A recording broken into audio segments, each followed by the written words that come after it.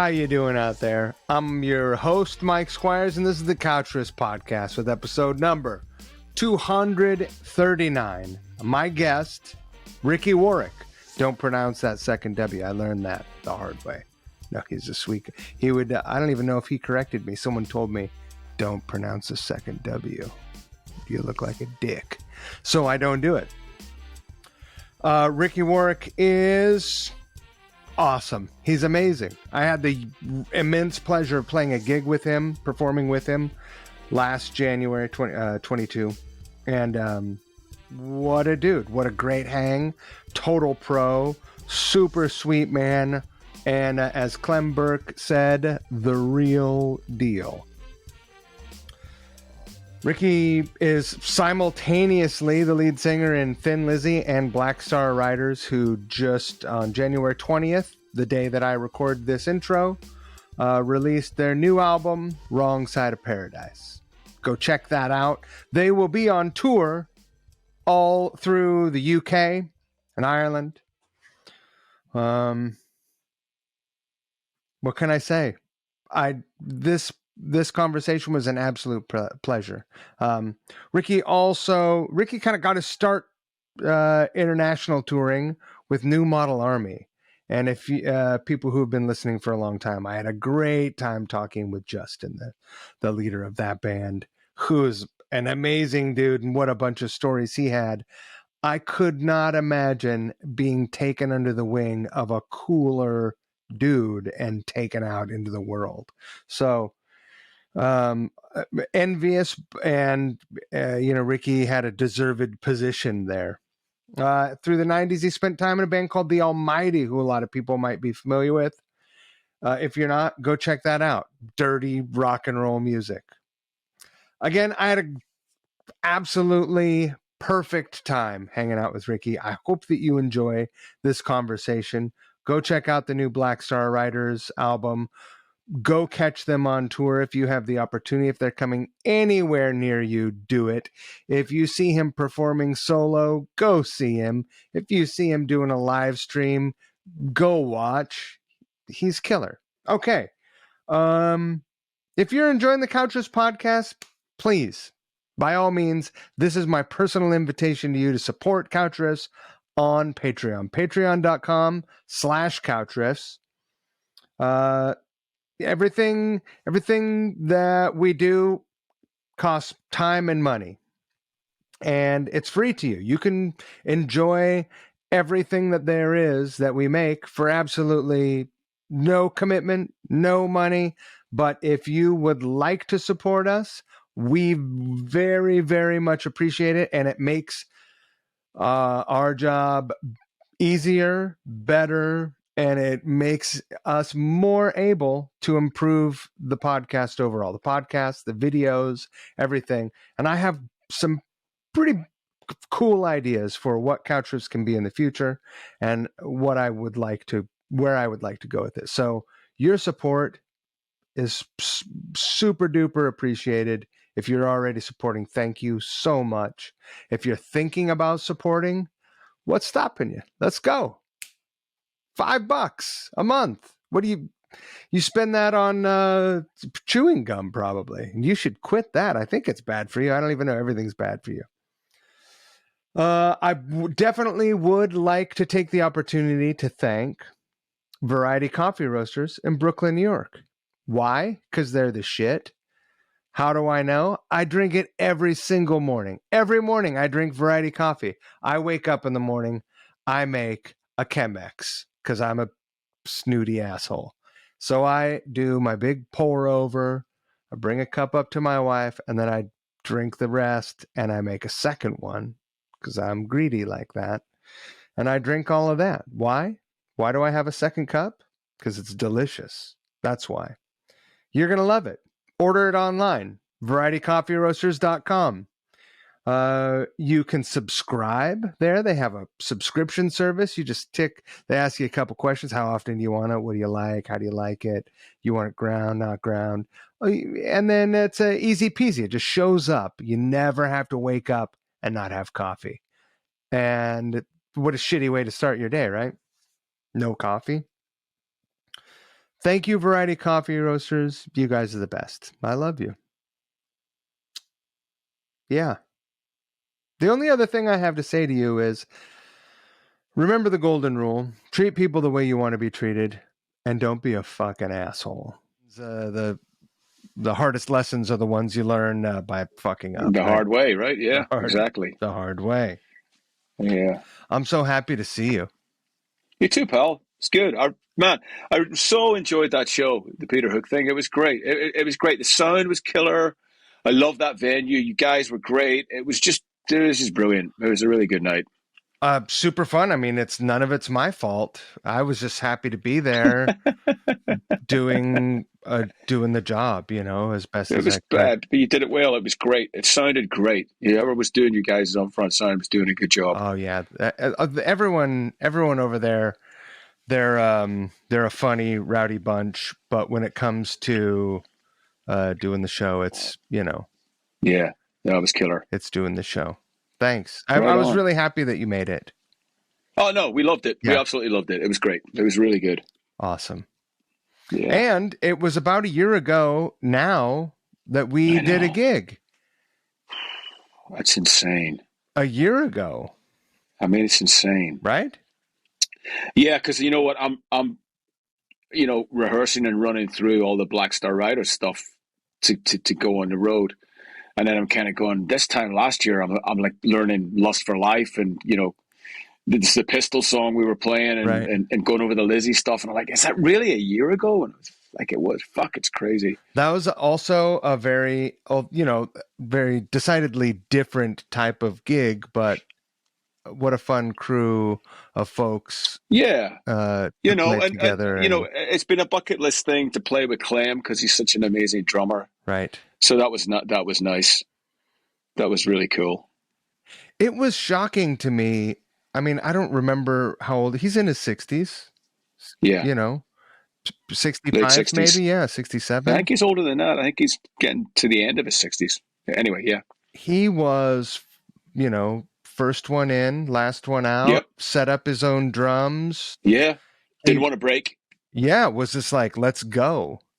Yeah. He That's was great. And I love that when you see guys that are getting up there that still have that. Michael Monroe is the same. right. He just turned 60, but he's a ball of energy.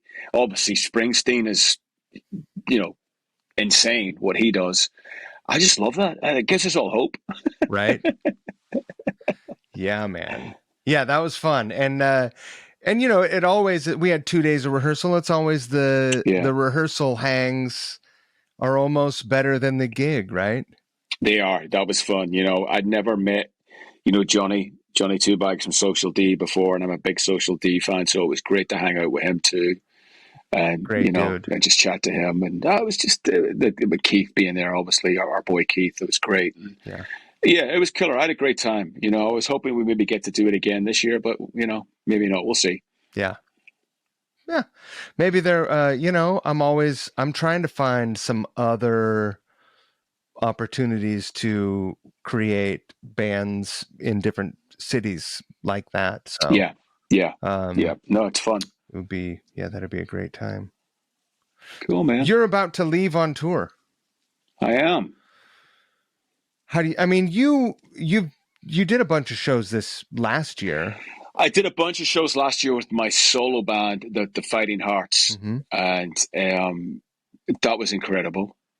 We did two great shows in Ireland, which is obviously home turf for me, with Stiff Little Fingers, who you and I talked are probably, them and Lizzy are my all-time favorite band ever. So to play with them in front of 5,000 people in Belfast with the Undertones and the Selector on the bill Right. was just was incredible. Wow. It was just amazing. Yeah, and that was fun, and that was just to get back out there playing. I mean, the show that we did, with Clem and Keith and everybody and Johnny, that was the first time I'd been on a stage in over 2 years. So then, fast forward to the Fighting Hearts. Obviously, I'm the first tour I'd ever done in over 2 years.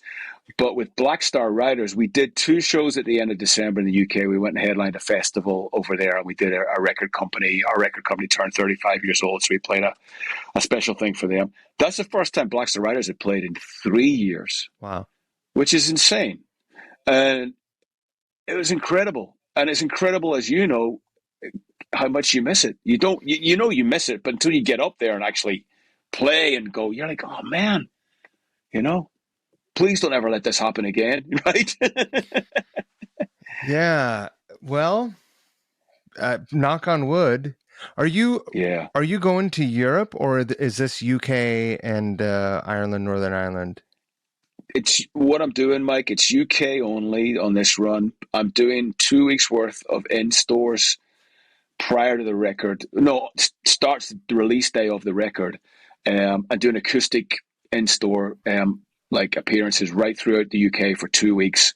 Then I finish that. I'm just doing that myself, but it is Black Star Riders. And then I hook up with the band. We have a couple of days rehearsals, and then we start the tour in the UK on February the 11th, and we start in Belfast. Of course we do. And it's great because we have Michael Monroe's band out with us, and we have Phil Campbell and the Bastard Sons out with us. So it's a killer lineup, That's a fun crew right there. right? That is a fun crew right there. Good times. Um, you were born near Belfast, yeah? Yeah, just outside Belfast. Yeah, about 8 miles outside the city. I looked that up, and it occurred to me, and I don't know. I think you moved away pretty young. You were youngish. 14, 15. Yeah, You I were moved to still Glasgow. you were still plenty old enough to sort of catch a real vibe of what was happening around. Oh, yeah, yeah. You were quite aware as a young person. Mm-hmm. Will you Absolutely. tell me a little bit about that, and Oh no, I'd be happy to. tell me a I was little bit about born. how you think that shaped you as a human? Sure. So I was born in '66, and I can't really. I'd need 3 weeks to give you an Irish sort of history lesson that's just so complicated, and there's so much of it, and some of it I don't even understand, and I'm fucking from there. But this has been an ongoing thing since the English decided to visit the shores of Ireland many hundred years ago. But the '60s was relatively quiet, and it flared up again in 1969 when I was 3 years old. And it was at its height pretty much. I moved away from there at the end of 1980 to Glasgow. So it was all through the '70s and then into the '80s. It was raging. That's when it was at its worst with the bombings and the shootings and British Army on the streets and the paramilitaries and what have you.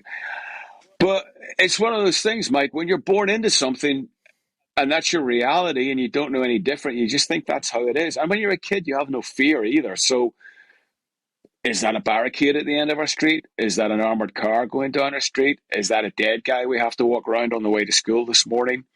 That's just normal. That's just where we live. We don't know any different. So you don't really question it or think about it because you're told that's just the way it is. Right. There's a conflict going on here. You cannot associate with the other side. That being the Protestant and the Catholic thing, you're segregated off. There's a curfew at 6 p.m. at night. Nowhere's open, nowhere's closed. No bands want to come and play. It's a dead city, for want of a better word. No, obviously, no pun intended. But that was our norm, Yeah. and we didn't know any different. And it wasn't until I moved away and started seeing the rest of the world and realizing, man, that was fucked up. Not everywhere's like this.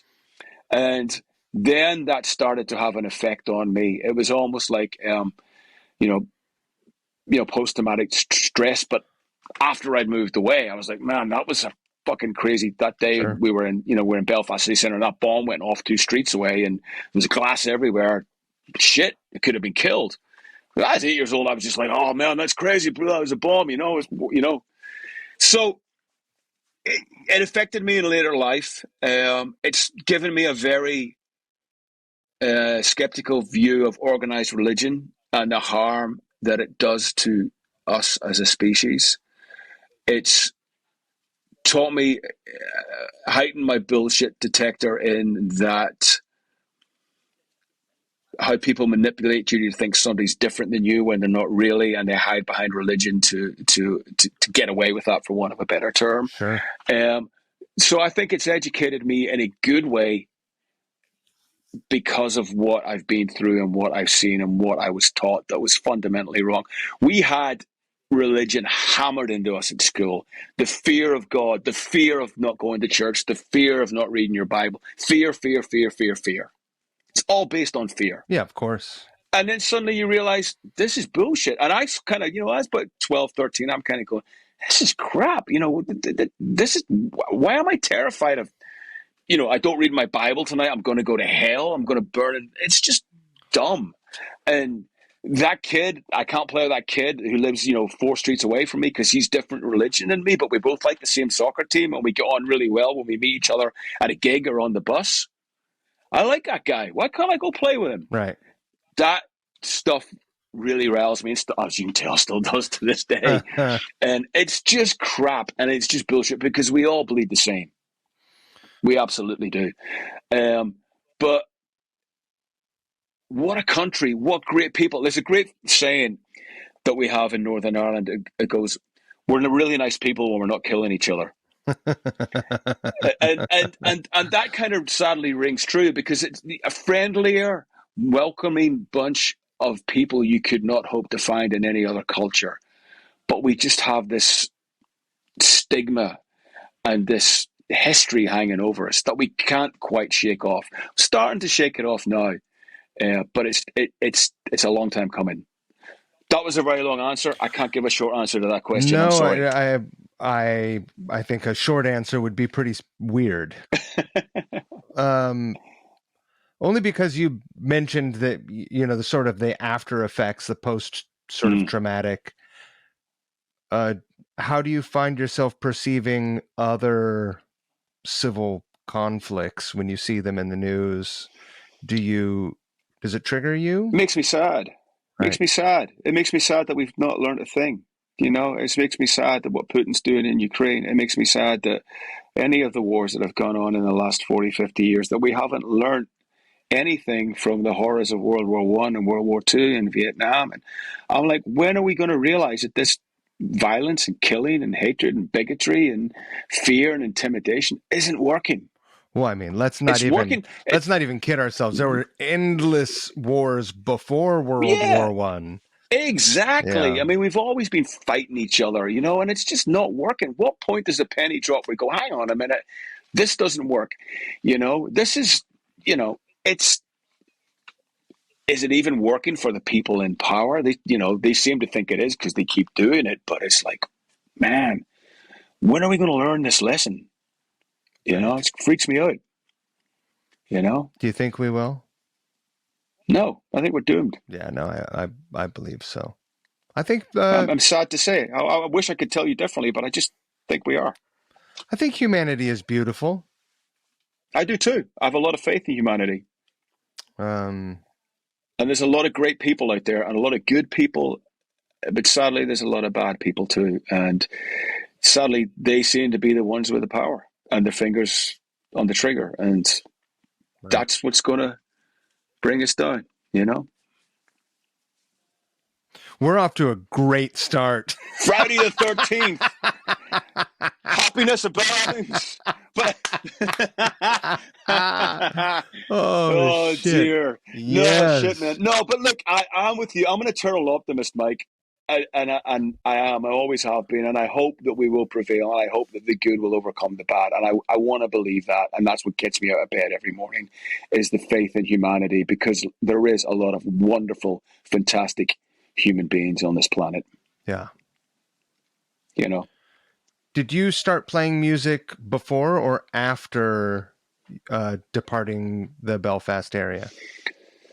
I got into it right before we moved. I got my first guitar when I was 13, first electric guitar, and that's when I really decided this is what I want to do.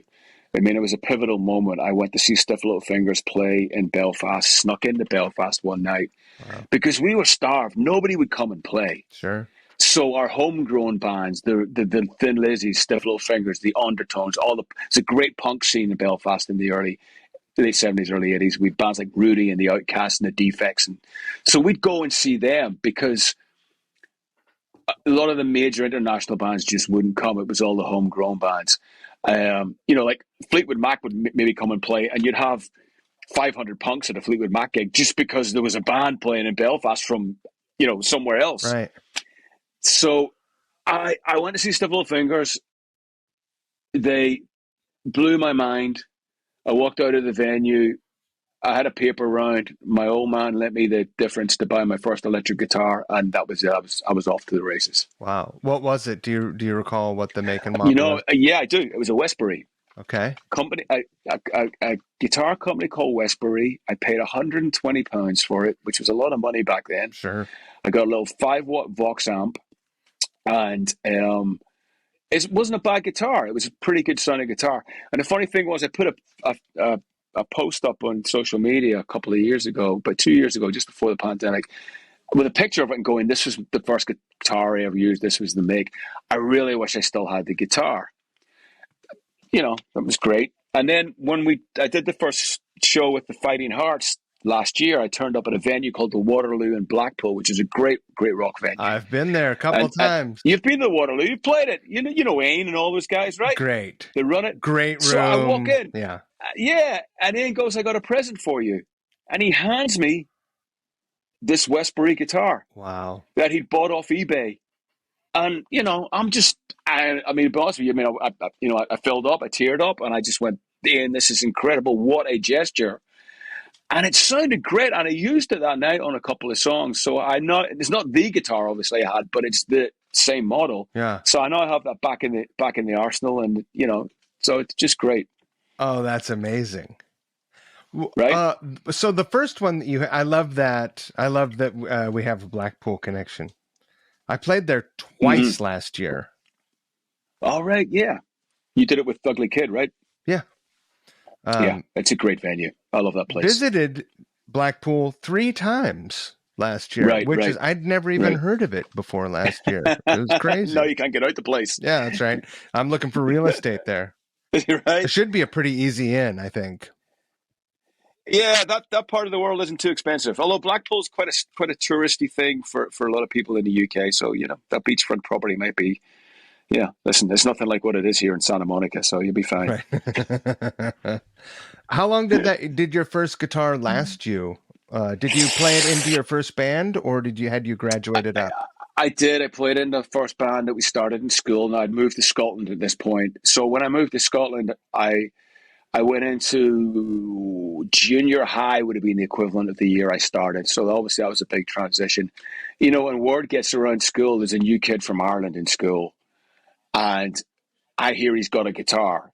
So you're in the playground, and suddenly the drummer gravitates towards you, goes, "My name's Bob. I got a set of drums. This is so-and-so. He's got a bass. We should get together," which is great, because what a great way of, getting over first day nerves and meeting people and making friends straight away. Again, music bringing everybody together.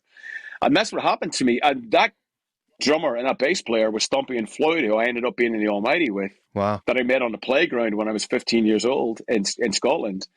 And so I had that guitar, and then I traded it in for a Vox guitar. Do you remember Vox made guitars? Was it a back in the teardrop? 80s? Wasn't it? Oh, I wish. No, it wasn't. It was. They started making these models in the early 80s. The only other time I've seen them being used, there's a bunch of them in that Police video. I think it's for Synchronicity, where they're playing on those crazy platforms, and Andy Summers has got this platform built out of guitars. It's that Vox guitar that I got. I don't recall. What is the shape of it? It's a bit like a Strat. Oh, okay. It's pretty close to a Strat. Yeah. And it was good. I don't think it sounded as good as a Westbury, but I wasn't good enough to be able to tell at that point. But at that point, I was into Discharge and all those bands. So it was just as long as it sounded really distorted, I didn't care what Having it was like. Amazing Tone wasn't your chief. No, it wasn't a priority. Yeah. No, yeah. So in high school, you started a punk band. We started a punk band. It was all covers, but a punk band playing Paranoid by Sabbath, playing Doctor Doctor by UFO, playing Buzzcock songs, playing Damn songs, anything really. But Basically myself doing what we did last year. yeah, exactly. Nothing's changed 40 fucking years later, and we're still doing the same thing. Yeah. That's awesome. Perfect. Yeah. So yeah, it was a punk band, and we started playing youth clubs, school discos, birthday parties, the usual. Right. You know. I have questions about being the new, because I was the new kid a lot, right? So you were the Right. new kid, Yeah. and it sounds like you only made a major move once, but you were the new Yes. kid, and you were from somewhere else. Yeah. Was that weird? It was a shitty age to move. I mean, I don't know Yeah. if you moved. I know you moved a lot, but 14, 15 is a crap age to move Yeah. because you're really discovering what life's about. I had my first girlfriend in Northern Ireland. I was playing guitar. I was on a soccer team. Everything that was going on. I had a nice life in Northern Ireland, despite everything that was going on. I had a good circle of friends. I liked the school I was at. And we moved to a little town just outside Glasgow called Straven. And it was a real working class town, and it was rough. Yeah. Probably rougher than where I lived in Northern Ireland. No, I loved it. But I was coy enough to realize that the ace card I had up my sleeve, Mike, was I was from Northern Ireland, and everybody was terrified of Northern Ireland Fuck yeah. at that point because of what was going on. So they all assumed I was this crazy hard kid, which, They're not I afraid could to look after tangle in myself. Scotland either. No, they're not either. It's a tough country as well, as you know. We've been there plenty of times. But I used that as my ace. Yeah. I played up to that image of it. So I knew, because I knew people would want it, as you do in that. People want to suss you out and see how tough you are. So I played that card a lot when I first went to Scotland, and I got away with it. Yeah. And then I actually think I got tougher and more street smart being in Scotland than I did in Northern Ireland because I was hanging out in the streets more. I was older. Well, the environment that you probably were putting yourself in would help that along, wouldn't it? Yeah, it did. I wasn't. It did. Well, I was going to ask you, how did with rock and roll sort of coming into your life, how did your school? How was your school affected? Your schooling? My schooling was terrible for a variety of reasons. I was a dreamer. I could do the work, but I was a dreamer, so that made me lazy. The only thing I was really interested in school was English and history. That's the only thing that grabbed my attention. But I'm the son of a farmer, and I'm the only son of a farmer. So my destiny was predetermined. I was going to go to school, learn what I needed to learn, the basics, leave school at the first opportunity that I got, which I did, and come home and work on the farm.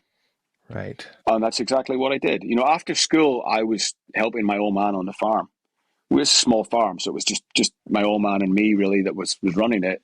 So he needed all the help he could get. So after school, I would come home. Instead of doing homework, I'd come home and work on the farm. I was driving tractors at 12 years old, And so that's what I did. I left school at 15 with one qualification, which I got in English. I went straight to work on my dad's farm. Shit. Literally. I mean, right. I live in the middle of farm country now, so I'm well acquainted, and I grew up near a lot of dairy farms. So, right. What kind of farming was your dad into? Chickens. Yeah, that's also brutal. Yeah, 75,000 fucking chickens. And chicken shit has more than its fair share of ammonia in it, so it clings to your skin. Yeah. So no matter how much you scrub, and you develop a cough because of the dust from it. Yeah. It was horrendous. We had some cattle, we had some sheep, we grew some potatoes, we grew some wheat. We all had that going on as well, but predominantly the main thing was chickens. We get them in as a day old chickens, and off they, after 17, 18 weeks, off they go to the farms to lay eggs for the general public. Do you eat chicken now? I'm not mad on it. Yeah.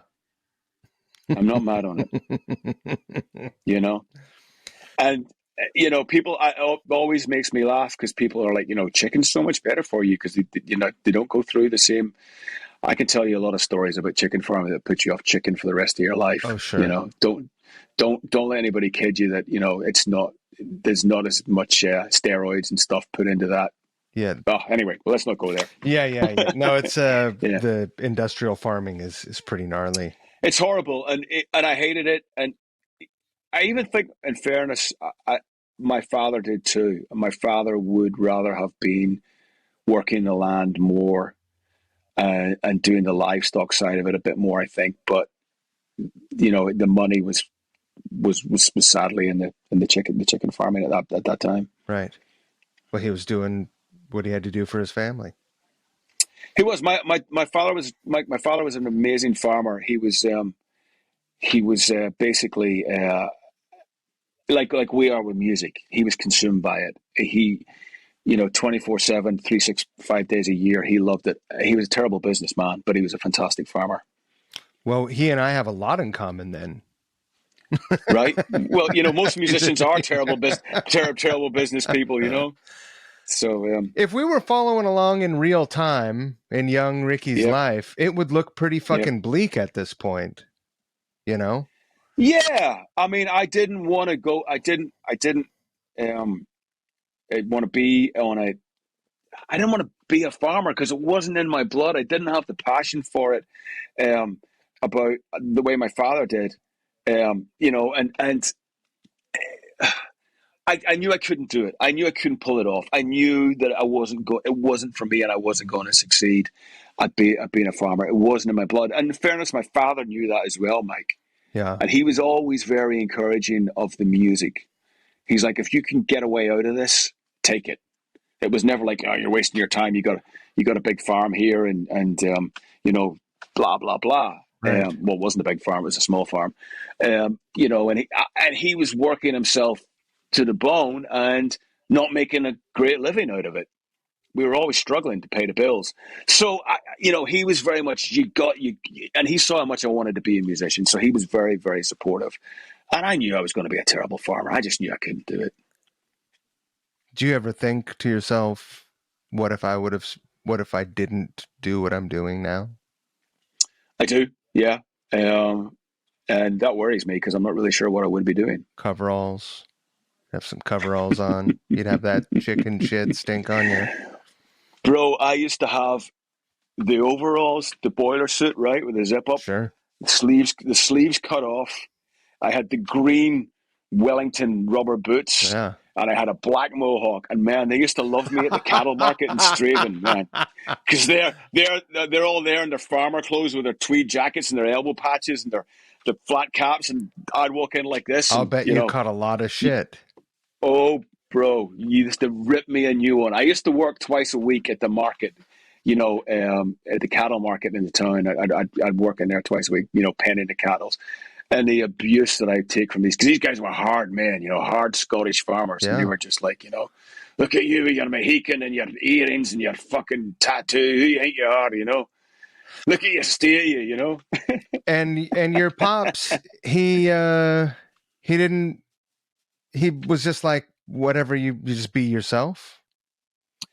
Yeah, he was of the opinion that, like, if I said to him, look, I want to be, I want to be in a rock band, I want to be a musician. But if I wasn't working at it, he wouldn't have put up with that. He'd have been Sure. like, well, you're not serious about it. But he saw how driven I was. Like, I was obsessed. And he saw that. So he recognized the endeavor and the hard work, because I was always brought up with that hard work ethic, that you have to work for everything in your life. You have to work hard. It was just instilled in me from when I was a kid. So he saw that I had that about music. So he, I think, was happy to let me either get it out of my system or make it. And so how did you find the balance of time to explore that? Because it sounds like you were, more dusk to dawn or whatever, dawn to dusk. Yeah, you were. He was pretty good. He would let me get away more than I should have. when we were doing gigs and stuff like that, he was very good about letting me, get time off and go out and play. Like I said, he couldn't have been more encouraging if he tried, to be honest with you. So that was great. But it was, it was rough, man. I literally remember coming back in from shows at, hey, it's a wee doggy there. Hi, who's that? That's Mr. Biggie. Hey, Mr. Big. Biggie, do you want to It's say hi, awesome. buddy? Hey, buddy. Yo. Yeah. So, I'd come in from a show at 4:30 in the morning after driving back. I'd be up. I had to be up at 6 o'clock feeding animals, Right. shoveling shit. At 16, 17 years old, and a lot of my friends were carpenters or plumbers or electricians, and they're working a 4.5 day week and get the whole weekend. Sure. You know, and as you know, farming is you're working all year round, every day, rain, hail, or shine. So it was tough. But, and I'd get my lunch hour, I'd be standing there in front of the mirror, posing with a guitar with a boiler suit on, and Did you ever incorporate any of the like to try and have a unique punk look? Did you ever try and incorporate any of your farm attire? no, Hard no, separation. I just wanted to get away from that as much as I could, to be Sure. honest with you. Yeah, It, absolutely. that would be some who got away with it? Who's the Come On Eileen band? Like Oh, Texas Midnight Runners, right? that guy. With the overalls. That guy wore some coveralls, right? Overalls. He did. No. Totally, yeah. Absolutely. Um. So when you were going off and doing gigs, they were local gigs, or when did you start Yeah. touring? They were local, and then we started the whole punk thing. You've got that whole fanzine kind of squat thing that goes on. So we started driving down into England. We'd go down to the north of England, and we'd start supporting some of the sort of the Peter and the Test Tube Babies. We played with them. We played with Broken Bones. Bones would discharge a band. So we started getting some pretty decent sort of little support slots on that circuit. But again, we're all still working and stuff like that. But we were driven enough that sort of at 17, I was phoning up record companies in London and trying to set up appointments with the A&R people, and you'd end up getting the T-boy or the T-girl, and who'd see you. Right. The lowest person on the rung of the ladder at the hierarchy in the record companies. But I would get the overnight bus down from Glasgow to London. It would drop you off at King's Cross Station about 6:30 in the morning. I maybe had £10 on me to last me the day, and I'd go and knock on the doors, give them the demo tape. Sometimes you get a listen there and then. It's shit, pack it in, blah, blah, blah. But, I did that a bunch of times. And then finally, I was a big fan of the band New Model Army, the punk band New Model Army. And I went to see their record label, a label called Abstract. And the girl that ran Abstract was kind enough to sort of bring me in and listen to the tape. And she goes, I kind of dig this. She said, but you gotta get a show in London, and you gotta do. And I went, I don't know how to do that. She said, well, I'm going to put you in touch with New Model Army's management. Send them a tape. Drop my name. Just see where it goes. And so I go back up to Scotland, Mike. Put together the demo tape package. Drop it in the mail. 8 or 9 days later, I'm on the farm, and my mum says, there's a phone call for you. There's a guy called Nigel Morton. He claims he's New Model Army's manager. I'm like, yeah, it's one of my mates winding me up. So I pick up the phone. I'm like, Rob, stop fucking winding me up. And I put the phone down. Go back to work. My mum comes back out. She says, I think this guy's legit, Richard. I don't think this is one of your buddies, yanking your chain here. So I go back in, and sure enough, it was Nigel Morton, New Model Army's management. He said, I really like what I'm hearing. And we're about 17, 18 at this stage. He said, are you playing anywhere? And I said, well, we have a show in Edinburgh this weekend. He said, I'll fly up and check you out. Wow. Which he did. Obviously liked what he saw and heard. And then put us in the studio about 3 months later with Mont Cowie. Mont Cowie produced the first New Model Army EP, which is called Vengeance. Mont Cowie was also the guitar player in the Angelic Upstarts. Oh, wow. Back in the day. So we were in went to Newcastle upon Tyne and did a demo, and that's really when things started to happen. You know, That's a common story where someone gets the phone call and thinks that it's a fake, that it's not. I mean, it happened to me also. It happened to right? so many. I've heard that. Yeah. I've heard very identical stories from a number of people, and it's remarkable that all of us think that it's such a far-fetched concept, and that's Mm, interesting to me because it's something that we all want so badly. I know, I know, and I think that's when it happens. You're just because kids are cruel at that age, as you know, Fuck. right? So it certainly wasn't beyond the realms of possibility that it was one of my buddies calling me up to take the Sure. piss, because a lot of my mates were into soccer, and like I said, they were plumbers and carpenters, and they thought me being in a band was a great big joke and something they could take the piss out of. Right. And I get it, that's fine. So I was very sure that it was one of them at it, as it were, but it wasn't. And you eventually ended up in that band, yeah? I did, and that's even weirder. So we did the demo, and their manager said, "Okay, great. I'm going to start shopping it." He said, New Model Army are playing 6 shows in the UK, and New Model Army just are starting to get really popular at this point. I mean, they're playing good sized venues in the UK now. He said, "I'll put you guys on with them." And we were a 3-piece band at this point. We're a little punk band called Rough Charm, which is a fucking terrible name. I think it's kind of But anyway, killer. you like that Yeah. name, huh? Cool, man. We were called Rough Charm. We were kind of, I don't know what we were. We were a 3-piece band. We were a mixture of, I don't know. We were caught up in that sort of Killing Joke. We kind of want to be heavy metal, but we want to be punk too, and we want to be goth at this. We didn't really know what we were. But anyway, we end up getting on these shows in New Model Army, and Justin, the singer, New Model Army, comes into the dressing room the first night, and he says, he introduces himself, and of course I'm like, because I love the band so much. He's like, you know our stuff. And I went, yeah. He said, can you play any of it? I said, I can play most of it. He said, we need like a second guitar on a couple of songs. Would you get up on stage after your set and just play on these 3 songs? And of course, I'm like, oh God, this is amazing. This is incredible. And so I did, and it was just awesome. It was brilliant. And we did the 6 shows, and that was great. And of course, we go back to reality. I'm back on the farm. And again, the phone goes, and it's my mom, and she goes, "Is it Justin Sullivan on the phone from New Model Army?" And I thought, okay, this possibly could be true. So I went and took the call. I went, "Hey, Justin, what's up?" He said, "Look, man," he said, "we're starting a world tour, and we need an extra guitar player.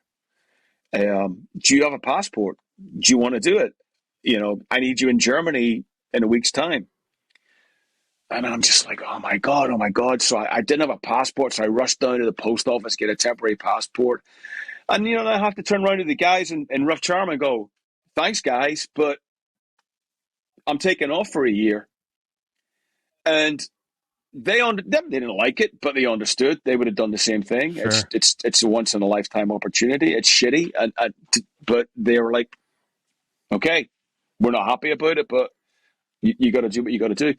And a week later, I'm in Germany on a nationwide TV show playing with New Model Army, and then the second show I do is with David Bowie on the Glass Spider tour, opening for them in front of 85,000 people in front of the Reichstag in Berlin. That's where the stage is set up.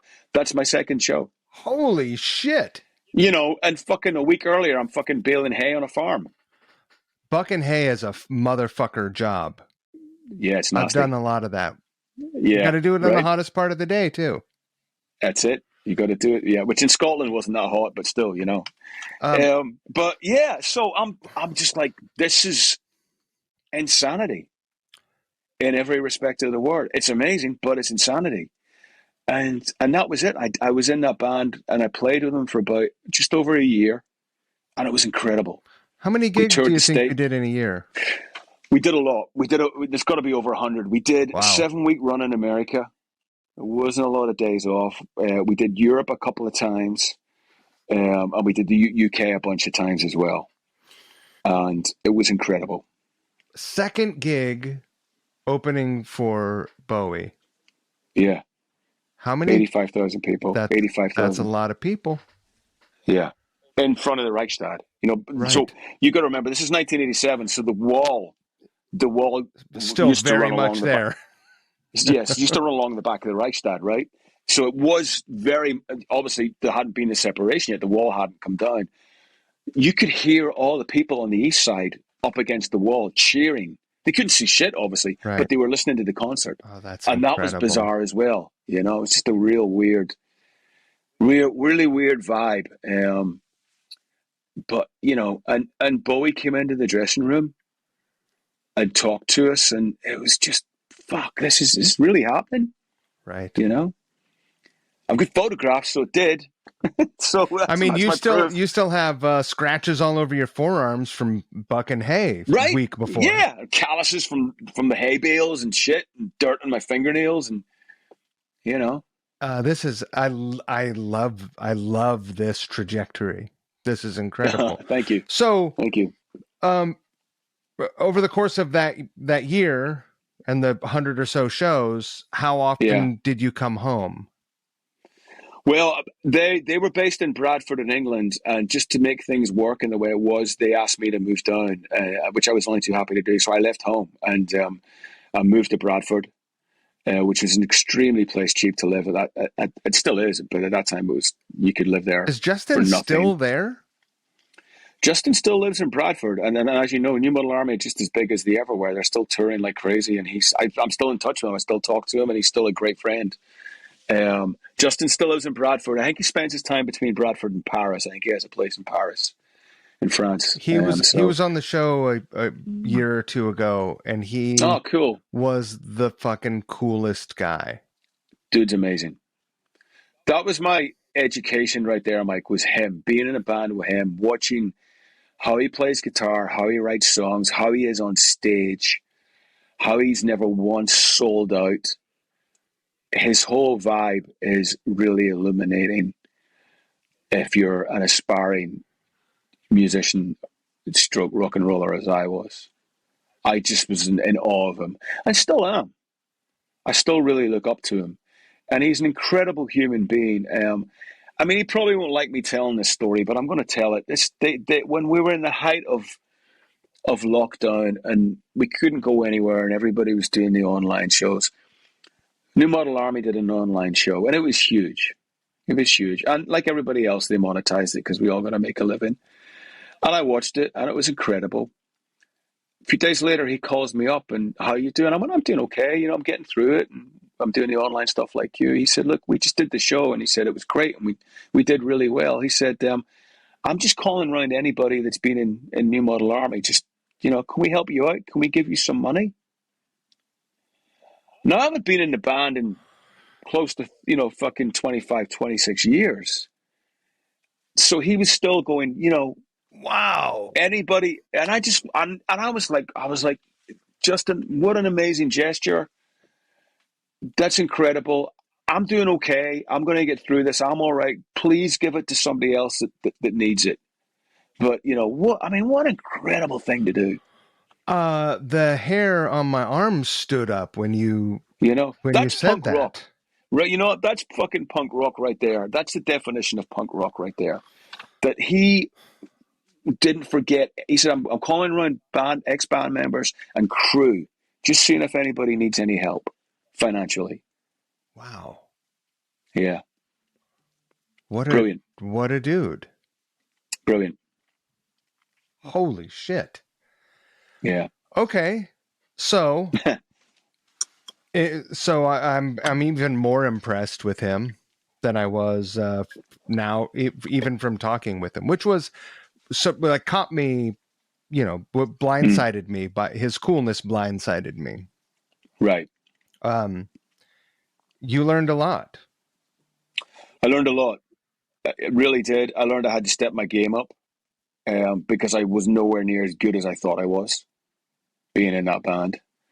I knew that I had to step it up in every way, in every department. And that was good to get a kick up the backside. It sounds like you couldn't have been in the company of greater humans to sort of be on the proving grounds with. No, and they were very patient with me and very encouraging. And like I said, it was the best education. I'm very honest. When that touring cycle ended and they came to go in the studio to record the album, they were like, "We just want to keep it the nucleus of the three piece. We love you. We want you to tour with us, but we're going to write as a three piece, and Yeah. you know, take 6 weeks off because we don't need you in the studio." And at that point, I had the idea for the Almighty, and I was like, "Okay, but I want to go do my own thing." You know, this has been great. It's an honor. It's a privilege. It's beyond my wildest dreams, but I want to do my own thing. I can't imagine that they were offended or put off. Not at all. Yeah. Not at all. And again, encouraged me, and I just said, look, I'll do the shows till you find somebody else. When you get back out again, I did. They find somebody pretty quickly, obviously, but I did about, a dozen shows with them. Right. Just till they got the position sorted out, and it was fine. And so did you immediately start the Almighty? You got in touch with your old pals, your old playground pals. Right, yeah, I had to come back and eat shit. Literally. I finished New Model Army Christmas 1987, and I'm sitting in Leeds train station with New Model Army's tour manager, the late great Tommy T, and I'm telling him about the idea I had for this band called the Almighty. And the Almighty was not going to be a heavy band.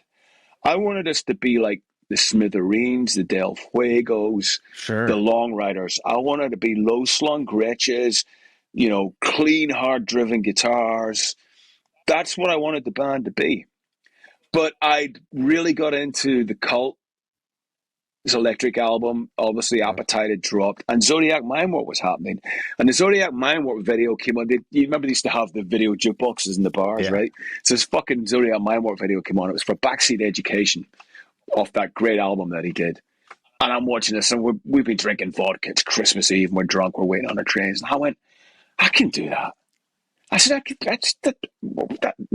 do that. That looks like fun. Let's do that. Let's call the band the Almighty, and and Tommy goes, all right. He goes, I'll manage you. And I went, okay. And we shook on it, and we went home for Christmas and New Year. So I'm back in Scotland. I'm back working on the farm. I went straight back to work on the farm. Wow. I'm 19, 20 at this point, and your hands are soft. Oh, I got to build that all back up again, right? Starting from scratch. And I eat shit, and sure enough, the guys are gracious, and we start jamming. And we used to rehearse in the barn in the farm, and we start jamming. And I sort of sat down with the guys and said, "Look, I want a band that sounds like Motorhead meets Sham '69. Right. That's what I want this band to sound like." And they're like, "Dig it, we're in." And we started writing and rehearsing, and I said, "Okay, well, I'll get us a gig." And I'd made some connections, obviously, being in New Model Army. So I called up this guy in Glasgow called Willie Potts that ran this really famous rock venue called Rooftops. Used to be known as Night Moves in Glasgow. I was like, Willie, can you put my new band on? I said, you can say ex New Model Army. They're not going to have a problem with it. Different, help sell some tickets. And I'd known Willie from, many years. And he's like, oh, no problem. I'll put you on. So that was 4 weeks away. We had 5 songs the day before the gig, right? And I said, what are we going to do? I said, it's easy. This is what we're going to do. We're going to fucking go and borrow every Marshall cabinet from our mates and bands that we can. We're going to get 2 strobe lights, and that's it, lighting wise. We're going to get a smoke machine. We're going to get fucking really drunk. We're going to play the 4 or 5 songs we know, and then we're just going to jam for fucking 25 minutes. And we did. And there was 12 people at that show. And we were fucking awful, but we were loud and we were arrogant and we were brilliant, all in the same sentence. It sounds like you were young. We were drunk. So we played the show, and then the next day I get contacted by this guy who writes for Kerrang. And he goes, I think I've just seen the greatest rock and roll show I've ever seen. And I'm like, you know, he said, no. I said, I've reviewed it for the magazine and I've given you 5 out of 5. This is our first show. Right. I've given you 5 out of 5. And Kerrang's the holy Bible for the rock metal kids in the UK. Yeah. Everybody gets it. So the review goes in. It's a 5-star review. Tommy, our manager, the phone starts going. Record labels. Who's this band, The Almighty? When can we see them? Can we get material? I'm not talking about one. I'm talking 20, 30 labels because it's late 80s, so it's all happening. Sure. You know, the machine is still very much greased up. So Tommy's plays it cool, and we sit down and we come up with a plan, and we decide we're not going to start playing everywhere. We're going to string these labels along. What we're going to do is we'll come down to London, we'll play a marquee show, and we did the old Viking Raiders ploy where we would come down to London, play a show, get drunk, get off with somebody's girlfriend, get in a fight, get in the van, and go back to Glasgow. And people would go, what the fuck was that? What just happened? Who are they? We wouldn't go down to London, mooze and schmooze and drink in the, and drink in the bars and play the game and talk to the journalists. We'd go in, we'd hit it hard, and we'd fucking leave. And we did, and it created a storm, and it was awesome. So we did that. Meanwhile, gaining more and more record company interest. Obviously started writing songs, Mike, over that summer. And we'd got to the point where pretty much pick a label, you name it, they were interested in signing the band. And we'd only done 12 shows. So literally a year after starting the band, we're playing in London at the Marquee. And there's a line down Charing Cross Road, round the corner into Tottenham Court Road. It's beyond sold out. And all the record labels are there. And we play the show. And Tommy's like, right, it's time. He said, who do you want to sign to? Here's all the offers. And we went with Polydor. Went with Polydor for a variety of reasons. Obviously, they had the cash and they're part of Universal. But they had that red label. Sure. Which the Who were on, yep. Hendrix, The Jam, man. Slade. I was like, we're signing with Polydor. They're the coolest fucking label ever. And we did. And that was within a year and 12 shows after forming the band. And I just remember going, still to this day, it haunts me that somebody's going to go, you don't really know what you're doing. You've just scammed this whole thing. And I'll be like, you're right. I did. How many songs did you have at that point? 12. 12 songs. 12 songs. And we were jumping into the heavy metal world, and I was a punk. I didn't own any Black Sabbath albums. I didn't own any Led Zeppelin albums. Right. You know, I loved my Motorhead and Thin Lizzy. I was obsessed with them, but because that was, as you know, if you're a punk, those are the kind of hard rock bands that punks could like and not get killed. They were like crossover bands almost. Yeah, the original crossover bands. So suddenly I'm going out and buying all these albums to try and swat up so I don't get caught out as being a fraud. But the beauty about that was that's what made The Almighty so good, was that naivety, the fact we weren't brought up like all the other heavy metal bands on the same steady diet of hard rock. Sure. We were coming into it completely eyes wide open. And that naivety, I think, is what made the band great in the first place. Wow. That's a crazy right? That's a crazy ride. And so how did it go with the first record? Because all of a sudden you went into a proper recording studio, right? Oh, it gets better, bro. I mean we get signed and Polydor will go, here's £25,000, go buy yourself some gear. So we're now walking into the music stores in Glasgow, which we would go in and drill at looking at the instruments, and that we could never in a million years afford going, I'll have that white Les Paul, I'll have that Marshall Stack. Yeah. Which is what we did. They put us in Abbey Road, Studio 2, where the Beatles recorded everything. Right. You know, and I can't fucking find the on switch in my Marshall. you know, that's how naive we are with a producer who they suggested we should use, who we didn't know anything about. You know, the last thing he'd worked on was some electro synth pop band.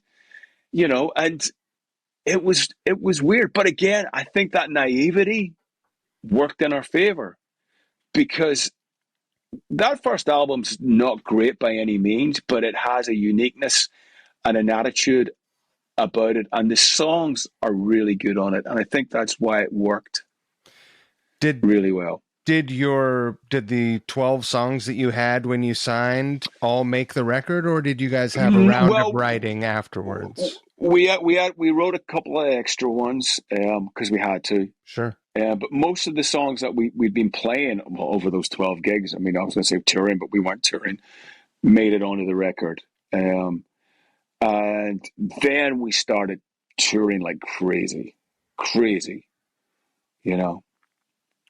And I mean, you developed a great reputation, met shitloads of people, still more yet. Yeah, yeah.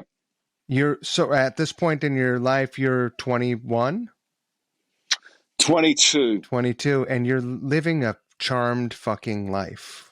Like I you're am. really I mean, doing it. I've moved to London. I've got a place in London.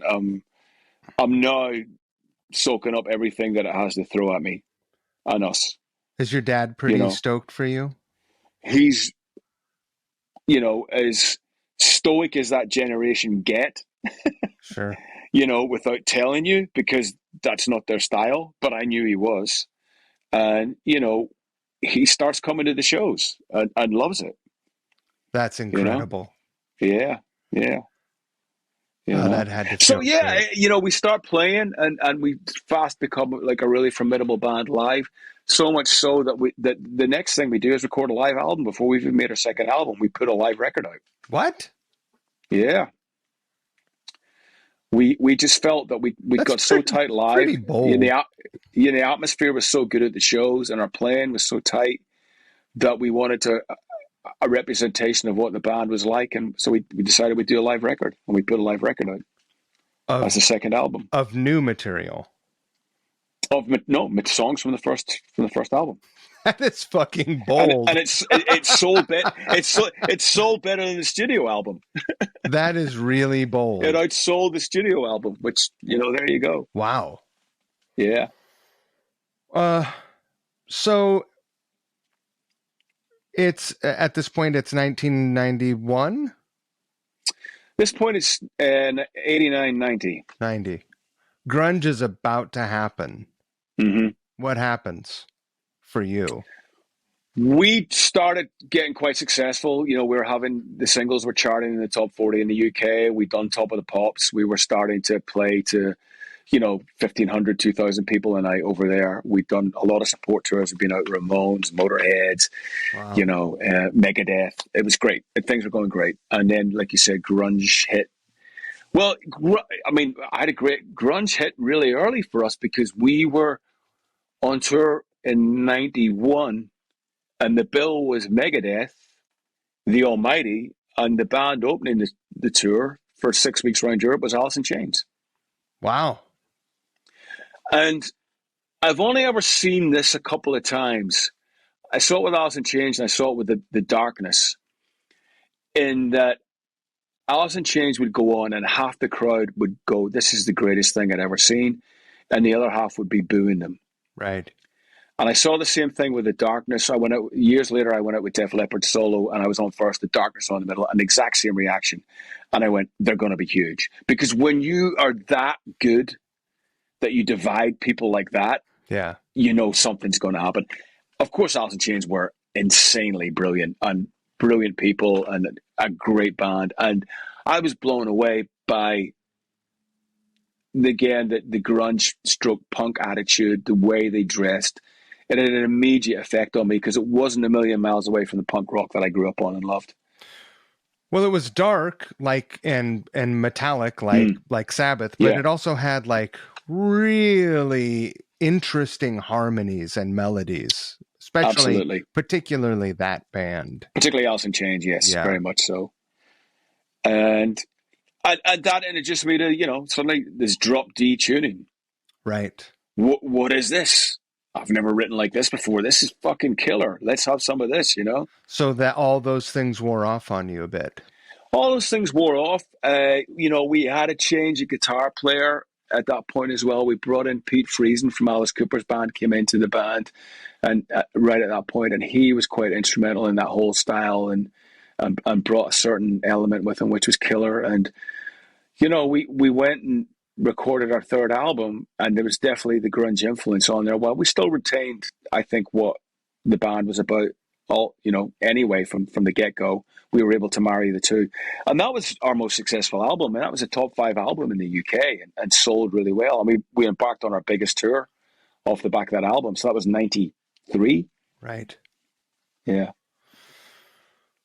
We're moving. I mean, I'm having an amazing time. I'm trying to keep this at around 90 minutes, and I'm trying yeah, to no imagine the problem. That's pace cool. Yeah, of us getting up to speed with what is happening in the we're still in the yeah, 90s, so I know. I want to sort of I want to try to speed through the 90s, Sure.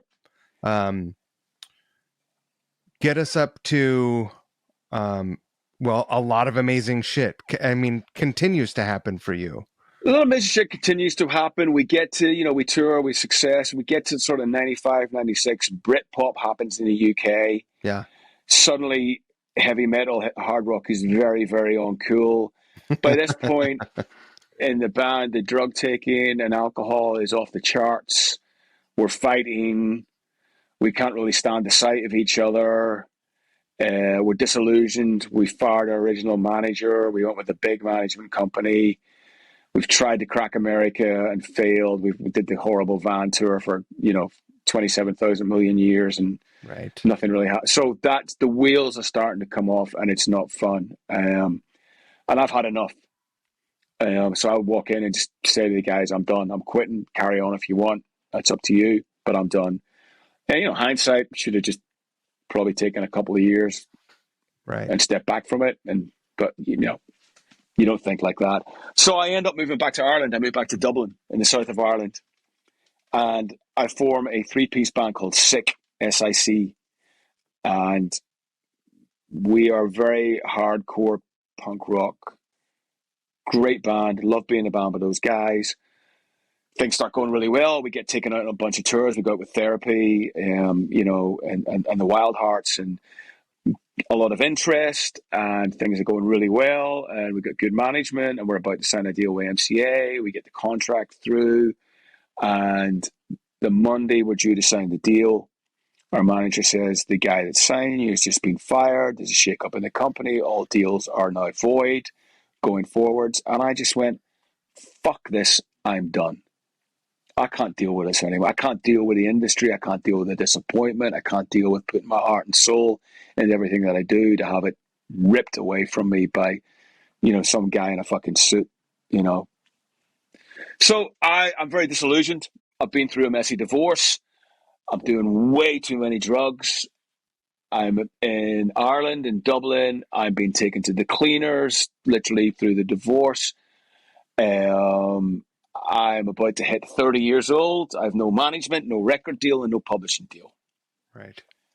And I'm selling. I have a collection of guitars, and I'm selling one of those a month. I've had my first child. I'm selling one of those a month to pay my child support and to basically live on. So the guitar collection is dwindling every month, and I'm a mess. And I get very bitter towards music and very bitter towards people in music, and decide that I need to walk away from it. And I start going to a gym just to try and get myself straightened out. And I've become really good friends because Joe Elliott was a big Almighty fan, and he lives in Dublin. I've just befriended him, and he's become a good mate to me. And he's trying his best to talk some sense into me. Yeah. And I'm like, no, I'm done. I'm done with music. I'm done. I don't want anything to do with it. I'm going to try and do something else. So I start working in this gym, and the guy that runs the gym takes pity on me, lets me train there for nothing. And he starts saying, hey, I got to go away on a business trip. Will you mind the gym this weekend? And I'm like, yeah, I'll look after it. No problem. And I quite enjoyed it. I quite enjoyed the clientele that would go in there. And he said, look, I could really use some help. He said, I'll pay for you do you want to become a trainer? I'm like, well, I'm not fucking doing anything else. So yeah, that would be great. So he pays for me to go on the personal training course and do the exams. I pass it. He says, great, start working Monday in the gym. Here's your clientele. This is blah, blah, blah. So this is 1999, 2000. And I go into the gym, and first day in work, I'm working in the gym. There's a guy staring at me in the gym. And I'm like, oh, fuck, really? Really? This trouble following me into the gym here? Am I going, And I said, everything all right? Are you cool? And he says, yeah, I'm fine. He says, are you Ricky Warwick? And I went, yeah. He goes, I used to work for Polydor Records in Ireland. And I was like, oh, cool. He said, I now run peer publishing. He said, what are you doing? You still making? I said, no, this is my first day, blah, blah, blah. And he First said, day. first day. He goes, do you have any songs? Do you have anything you'd want to, I could hear? I went, well, I haven't written it. I said, I haven't picked up guitar in 6 months. I said, I do own my share of the Almighty Publishing. I have that. He said, well, I'd be interested in maybe doing something with that. Let me crunch a few numbers if you want to offload it. I said, I don't know. I said, I've written one song on the acoustic guitar, very different than anything I've ever done before. It's more Americana, Johnny Cash. So just give me a tape of it. I'd like to hear it. So I go in the next morning and he's there training before he starts work. I hand him the tape and I give him the Almighty paperwork. And he said, I'll be in touch with you. I'll give you a shout. So I don't see him the next day. And Thursday comes in. He said, yeah, I've crunched the numbers. He said, that acoustic song, he said, that's really good. He said, you should explore that side of what you're doing. He says, I think there's something in that for you. I'm like, I don't know. I'm kind of done. And he hands me a piece of paper. He goes, that's what I'll give you for the Almighty Publishing. It was as much as I was going to make in a year in the gym. Right. I quit on the Friday and I was back in the music industry. On my life, that's the true story. Wow. Because I was just, and suddenly I was somebody believed, and I phoned up John. I said, look, I've just got a publishing deal for XX thousands of euros. Right. He said, right, get yourself up here. We're making an album. We're making a solo record. He Music said, wouldn't even let you get away. and I, of course I said to, his name was Dara, the guy in the publishing company. I said, Dara, he says, no, he says, we'll do your publishing. And Joe, bless him, let me go into the studio and we made the first album, Tattoos and Alibis. And Joe produced it. And it was marked different than anything I've ever done before. Full on Americana, almost Tom Petty-ish in its delivery and its vibe. And I got a deal for it. I got a deal through MCA in Japan for it. I got a deal through Sanctuary in Europe. And then Joe said, why don't you come out and play some shows with Def Leppard? And I went, I don't have a band. He says, I mean solo acoustic. I was like, no fucking way. I said, your fans will crucify me. I said, I know what it's like. I've been at the show. You've been at the show. Guy walks out with acoustic guitar. You hear the groan.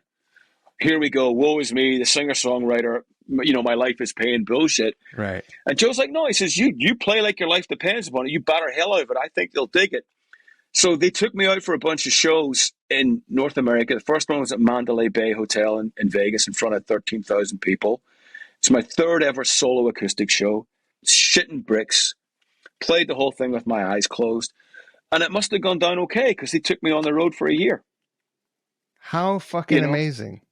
But took me on the road for a year. I was all of this is a testament to never giving up. Well, never giving up, but not being a cock. Right. I mean, if you were a cock, you're a very easy guy to be around. You're very likable fella. Thank you. As well as being super talented. So that's why music wouldn't let you go, even when you were trying like hell. That's really nice of you to say that, Mike. I think it is, and I think I knew I was kidding myself when I didn't want to play music because the voices go in, this is what you do, this is what you love. And I knew I didn't want to be a personal trainer. I hated it. I mean, I was like, but you're kidding yourself. I love that it was your first day on the and so Leopard take a chance on me. It's insane. I'm able to do that tour. I'm able to come back and buy a house at the end of it. I'm set up. Wow. Because I've no overheads. It's me and an acoustic guitar. Right. They let me travel with them. So, my travels. And, I can't thank those guys enough for what they did for me. And really, that started everything rolling. I never looked back. And the funny thing was, I'd become friends with Scott Gorham back in the Almighty days. And Scott came over to Dublin and played on that first solo record. So, from about 2000 up to about 2009, I just continued to tour solo. Right. I did another couple of albums. I did a lot of solo stuff, mostly, nearly always solo acoustic. And then I get the phone call from Scott about Thin Lizzy, January 2010. Tell me how, I mean, was there any sense that that was coming at all? No, no, none at all. Because, we were friends and he'd call me up now and again, as I would him, just to shoot the shit, as buddies do. So I thought he was just calling up to go, hey, how's it going? How's the family? What are you doing? Which he was. And then he went, I'm putting Lizzy back together. I think you'd be great to front it. Then there's the phone drop and the palpitations and the, oh my God, oh my God, oh my God. Are you asking me to sing Thin Lizzy songs here? Yeah. And instantly you say yes, because it's your dream come true. You always dream about being your favorite band when you're a kid. So I said yes, and I talked to him for a bit about what he envisaged the band being like and how he wanted to move it forwards. And then when I put the phone down, it was, oh my God, what have I done? How am I going to do this? Because Phil is Phil. He's irreplaceable. And what am I doing? I'm going to get killed. I can't, how am I going to pull this off? And then somebody says, well, if you're not going to do it, somebody else is. That's And right. you're a Lizzy fanatic and you grew up in his songs. He's the soundtrack of your youth. Figure out how you can do it and how you can do it justice and how you can do his name and his legacy justice. And that's what I did. I sat down and went, okay, how am I going to do this? I said, Scott, you want me to play bass? Do you want to play bass and sing? Which I was dying to do. And he went, no. He said, because that's too much like Phil. Right. He said, I want to present it in a different way. I want to play the songs with the power and the passion that we all know and love, but I don't want to be a tribute of myself or disrespect Phil's legacy anyway. And I thought that was amazing that he was thinking like that. And I'm glad that we did it that way. Because, I always tell everybody this, and you and I have talked about it. Phil's the lead singer of Thin Lizzy. He always will be. There is nobody else. Nobody else is the lead singer of Thin Lizzy. I just get to sing those songs. Right. I get to sing his songs. That's it. I'm not the lead singer. Phil is. I'm just singing the songs. Phil was also a crazy bass player, and those bass parts are not easy. I mean, it's not even that they're not easy. They're just not super conventional. They're moving around. They're wackadoo, man. Yeah, that would have been a tough. That would have been a tough very gig. tough gig. Not being a bass player. Anyway. Obviously I know my way around it, but not that being my first instrument of choice. That wouldn't have been easy. And I put a hell of a lot of work in just vocally, trying to get the songs as near to Phil's style without with keeping my own vibe in there as well, if you know what I mean. It would have been a lot of work. I think I could have done it. But I think he's a very underrated bass player because a lot of the vocal melodies and what he's singing over what he's playing is insane. There's a lot of crazy, just like this. Yeah. Exactly.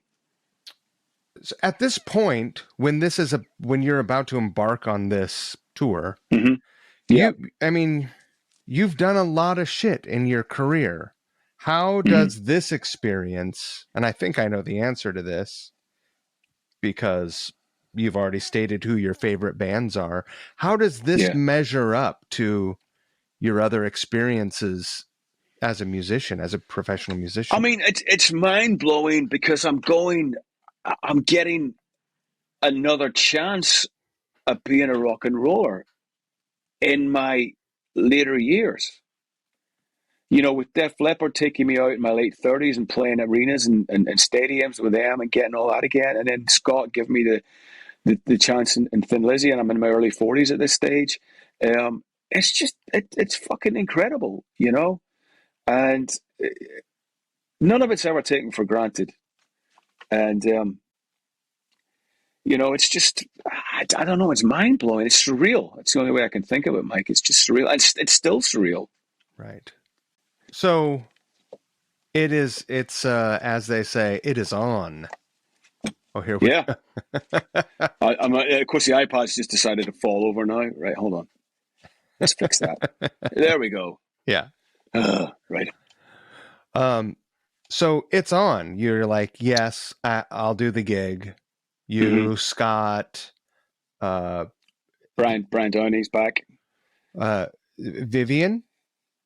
Vivian Campbell on the first tour. Yeah, Vivian comes in and plays guitar. I spoke to him And on the podcast, and he had the same sort of enthusiasm yeah, that you do about getting that phone call, and he was like, yeah. I bought every piece of gear down to the fucking cables. He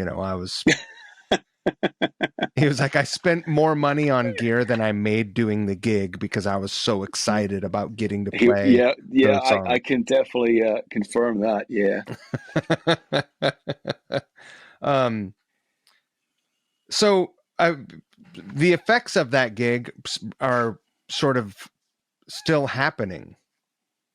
Yeah, it's still an ongoing thing. Obviously, not as much as it was, but there's talk of us doing some shows this year. It's Scott's thing. It's Scott Gorham's thing, and I'm just happy to be a part of it. I don't get too involved in the politics of it or whatever else. But obviously, there's a lot of moving parts that have to be, you know, put in place. Um, but the first sort of 3 years, we toured a lot. And then that's when the shall we record new music reared its head, Right. because everything was going so well live. Suddenly it was like, well, maybe we should do a couple of new songs, and that's one of those things where when it was mentioned, your head sort of rules. I don't know if your head rules your heart or your heart rules your head. I mean, what's the best way to put it? I mean, in my head, I'm going, this is brilliant. This is going to be the first new Lizzy music in 30 years. Blah blah blah. My heart's going, what the fuck are you doing?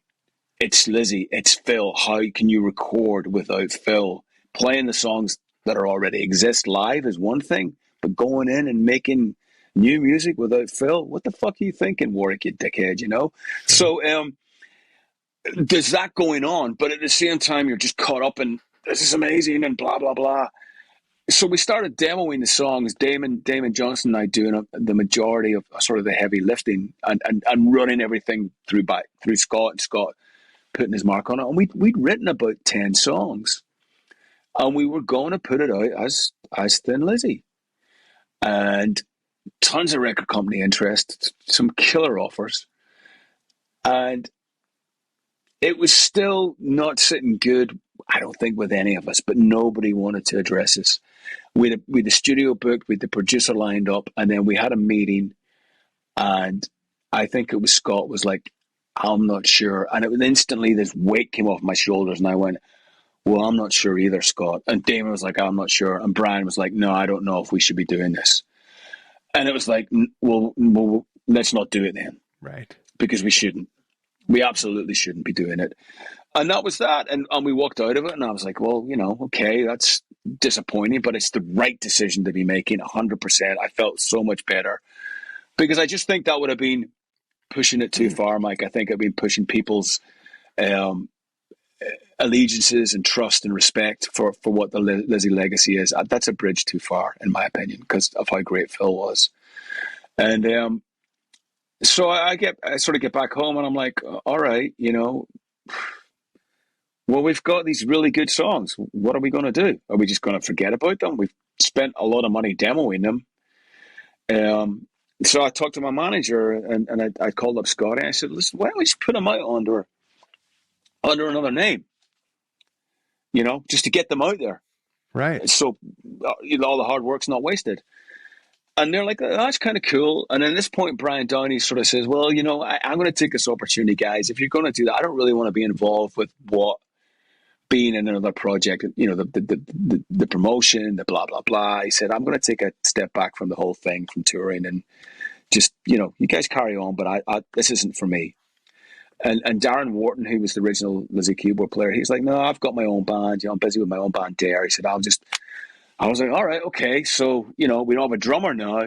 And then Damon goes, well, I've got his buddy, Jimmy DeGrasso. Well, we could bring him in. So we had the studio booked. So we kept the studio time. We were booked in with Kevin Shirley, and I came up with a name. I thought, well, what about this name, Black Star Riders? You know, we were throwing all these names. All the names, as you know, sound silly Right. at first until you live with it, and then it's the greatest name ever. So we decided on Black Star Riders, and we went in and made this record. Management got us a deal, and put the thing out there, and people liked it, and suddenly we're out as Black Star Riders playing shows.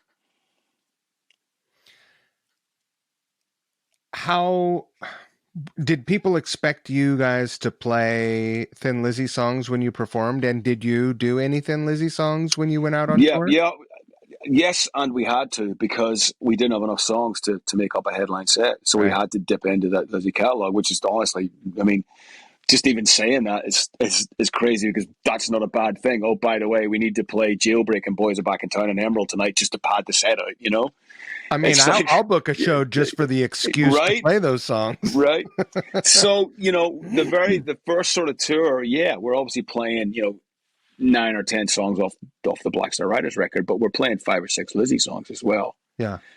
And that you can't win for losing that because a lot of people are going, well, it's too much Thin Lizzy, or you get people going, it's not enough Thin Lizzy. It's like People will what you gotta complain do, about anything they have the opportunity But to do. the album does well enough that we get to make the second record, and now suddenly we've got 22 songs that we can play live. So we're playing 2 or 3 Lizzy songs. The albums are doing well. We're getting a lot of major daytime radio play in the UK on the BBC, which is huge.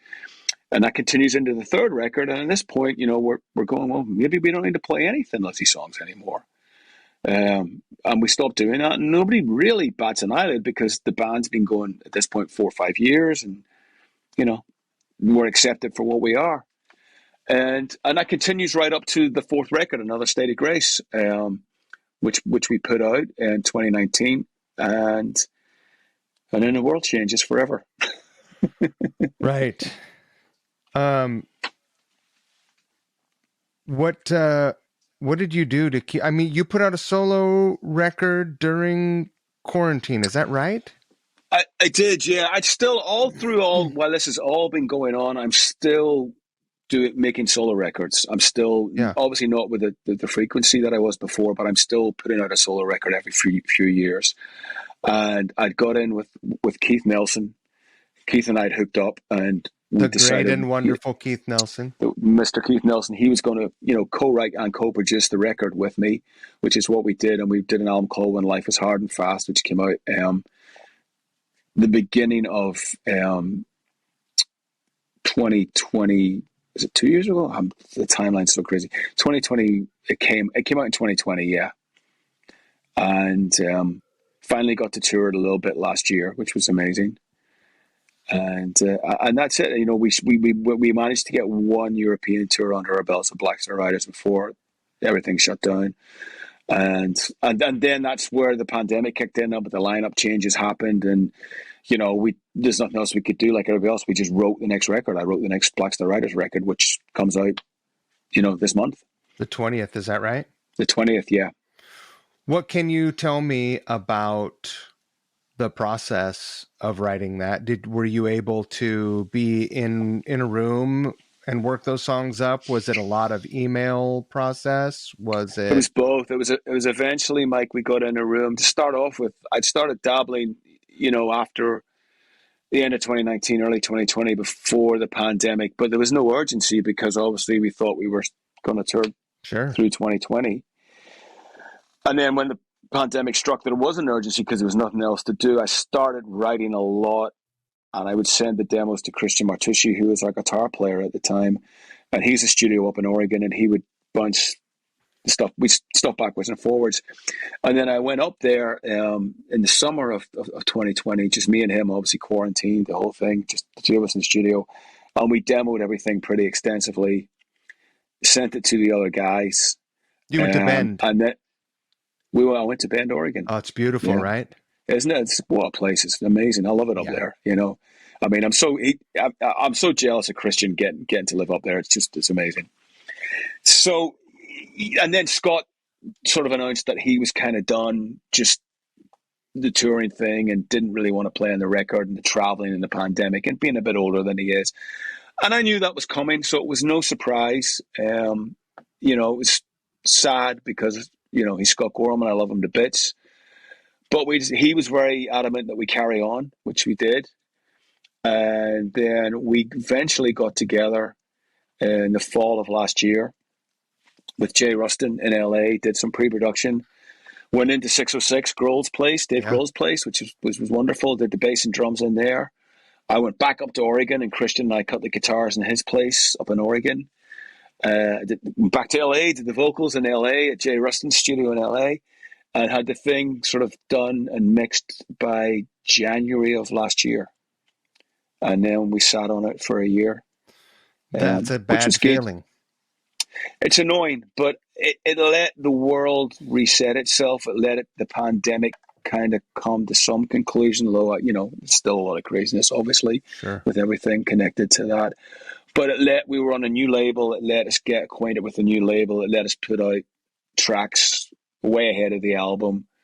The only sort of downside was that Corey Taylor changed his timeline and needed Christian Right. back in the fold. And so sadly, literally the week we finished the album, Christian was like, I can't commit. Corey needs me back for the next 2 years. And that's his guy. He's been with Corey for the last 15, 16 years. And I totally understood it and got it. And was obviously sorry to see him go because he's such a great dude. But understood why and went, okay, well, the album's killer. So we just keep moving forward. We find somebody else. Why should we stop? Right. I love Scott Gorham's got a great term that he says, being in a band isn't a prison sentence. And I love that. I think that's a cool thing the cool way to look at it, Yeah, of course.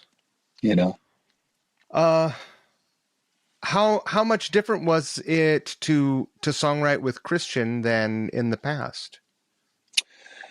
It wasn't that different.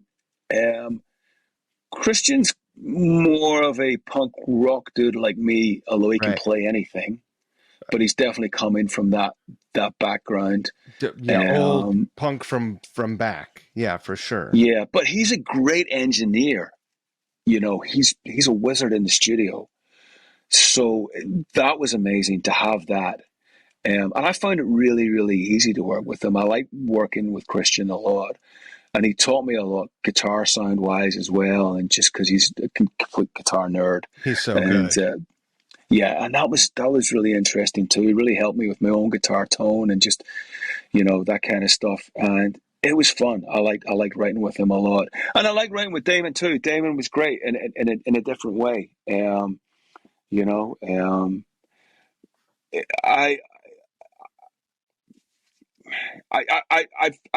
didn't feel I had to take Christian everything that I wrote. I mean, the 6 songs on the new record that I just wrote on my own, I just demoed and finished on my own. And he was cool enough to sort of go, they're done. I can't, Right. there's nothing I can add to this that's going to make it any better. It's great. So let's just, draw a line under it and move on. I think with Damon was always wanting to be involved or add a part. And that was cool because he's a great guitar player and blah, blah, blah. So that was a sort of difference there. But again, just great. Both those guys are just great to work with. Awesome. And Scott, bless him, would always, Scott, even all through our career, Black Riders, he wouldn't bring in a lot of ideas. He'd bring in 3 or 4 every record, but fuck, they were killer. And they always ended up on the record. You know what I mean? Right. So you're going to get maybe 3 great riffs, but they're going to be mind blowing Bangers. And so there was that, and so we missed him. We would phone him up from the studio, and we'd be playing him stuff down the phone and telling him how much we missed him. But the door's always open for Scott Gorham, and I don't think we've seen the last of him in Black Star Riders. I think he'll be popping in and out. Oh, that's exciting. When he can. Yeah. When he can, So. Ahead, like in 2023, ahead of these shows that you're about to go do you have other, like, what do you have planned for the rest of the year? We're trying to tour the record as much as we can. We have festivals planned. Like I said, there's a mention of the possibility of some Thin Lizzy stuff. Like everybody else, Mike, we just can't go. We're going to go on tour for the year because it just costs so friggin' much now. We're looking at Europe now, and we're going, No, Europe is can a we make, tough gig. can we make it work? I mean, I'm sure we'll do some German shows. I'm sure we'll do some Scandinavian shows. That might be it. Usually we tour all over, and you'd offset the countries maybe where you didn't do so well with the countries where you did do well, and that would make it okay. With Brexit, and as you well know, tour buses have doubled in their cost. Fuel's through the roof. You now need visas and carnets. Not to It's not mention the easy. exchange rate. You're taking The it in the exchange rate. shorts on It's the exchange no. rate too at the end of So the day after it's all we're over. we're trying to find a way through it like everybody else because we want to play as much as possible. So hopefully we will. Hopefully we will. Yeah. What about more solo material? Keith and I have been working on some stuff. We finished a couple of songs. There's a lot of material ready to go. He's very busy, obviously, with the studio. Obviously, I'm going to be busy with BSR. So it's just a question of making the time, but it will happen for sure. There are not a lot of things that are more fun than hanging out with Keith at his little clubhouse there. It's great, isn't it? And he's the best dude. We love Keith. He's a righteous dude. He's a great guitar collection. There's great amps. I love going over there and just playing and hanging with him, and we always have a good time. It's always a good laugh. He's a great guy to work with. Yeah, and he's a good friend. I hope I can make a record with him one day. That would be. Oh, me too. That would be a. Dude, you should come and play on my solo record. Come on, well, man. You don't have to ask me twice. Let's do it. There you go. You heard it. You heard it here, folks. He said yes. Look out. The record comes out January 20th. Yes. I wish you the best.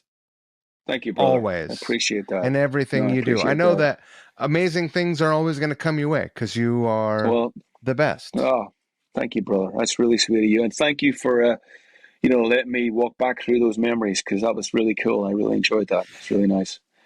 And this will be a nice little way to close it out. I was having a moment with Clem, and you had left the room, and he goes, "That guy's the real deal." Oh man, and, no way. Because, you were saying what a great bucket list thing it was to play with him. I wanted to make sure that you knew that he had that admiration. That's just blowing my mind. So that's incredible. That's incredible.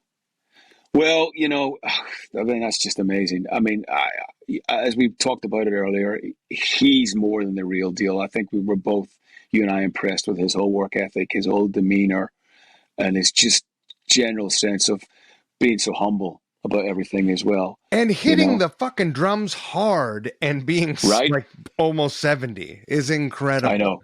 It is. It really is. So, that's great. Thank you. That's made my weekend. Travel safely, bud. Thank you, brother. You're the greatest.